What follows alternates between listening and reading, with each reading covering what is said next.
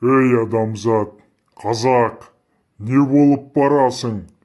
Ойлағандарың тойдуман.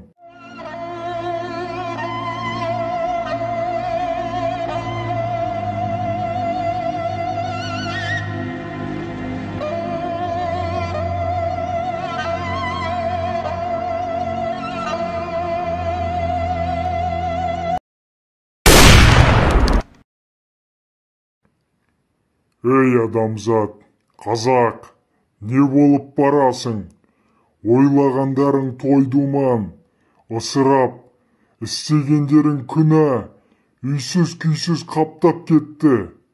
Жетім жесірді жылатпаған қазақ едің ғой. Қыз келіншектерің анау, қысқа юбка, жалаң бас. Еркектерің не дәм қайыра алмайды, не бата бере алмайды. Ішкендері сары сідік. Енді ұйықтасаң, жер бетінен жойыласың қазақ. Тозаққа түскің келсе, артымнан еріңдер, ішіңдер, тойлаңдар.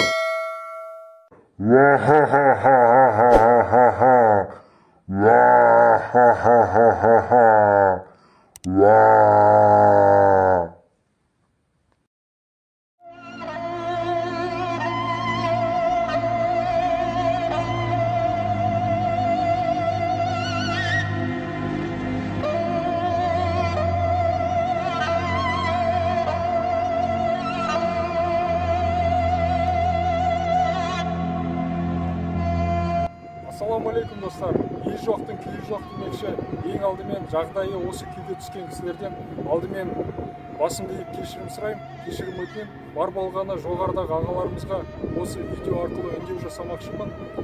Қараңыздар, мынау қазір Ұлытау облысы Кеңгір елді мекенінде тұрмыз. Жезқазған қаласы мен Сәтпаев қаласының қақ ортасында орналасқан. Осындай мекеме бар. Мен ойлаймын, мына мекемені қалыптастырса, терезелерін салып, дәл қасында тұр, су барлығы бар, су жүргізіп берсе, терезелерін жұмыстарын істеп берсе, 15-20 шақты отбасына үймен қамтамасыз етуге болады деп ойлаймын. Сонымен қараңыздар, сондай-ақ мына қасында кішкентай мекеме, кішкентай здание бар екен.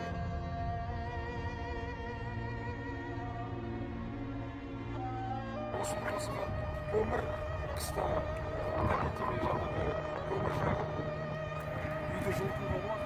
Біліңіздер, мен сіздерге бұл мекеменің кішігірім обзор жасап, толығымен көрсетейін, қандай алыстан кішкентай көрінгенмен жақындағанымызда екі қабатты әжептәуір үйге, кең үйге тұрарлық көрінеді.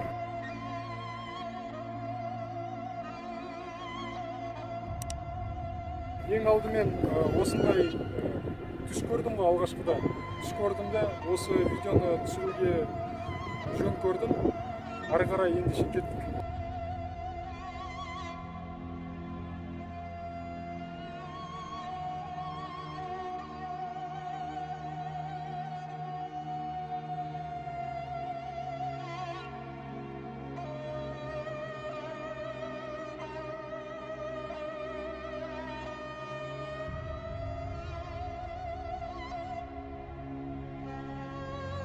Қараңыздар, қаншама мынадан 4-5 бөлме жасауға болады бөлек.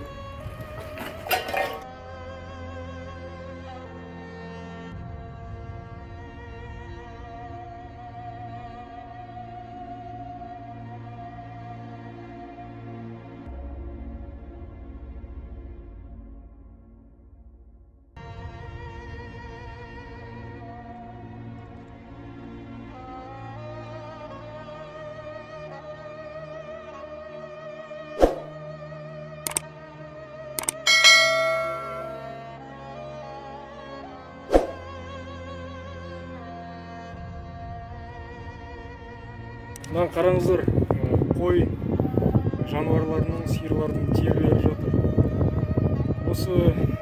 Осыған қатысты Жезқазған қаласында тігін фабрикасы бар. Ол жайында менің жоғарыда сілтемеде тігін фабрикасы туралы түсірген видеом бар. Соны да көрсеңіздер болады.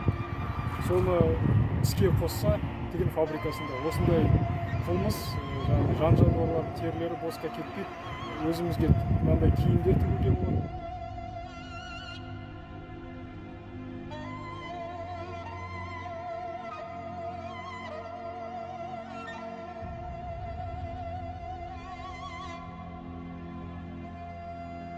Достар, видеоны қорытындылай келе, ешқандай да кісіні келемеждеп мазақ қылып отырғаным емес.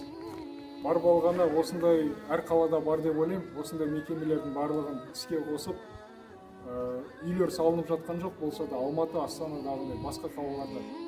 Солардың барлығын осы мекемелерді қалыптастырып берсе, ремонтын жасап, жөндеу жұмыстарын жүргізіп, қаншама отбасылар, қаншама аналарды үйсіз-күйсіз жүрген кісілердің барлығын баспаналы етуге болар еді. Енді осымен видео тәмам. Сау саламат болыңыздар, халқымыз аман, еліміз тыныш болсын.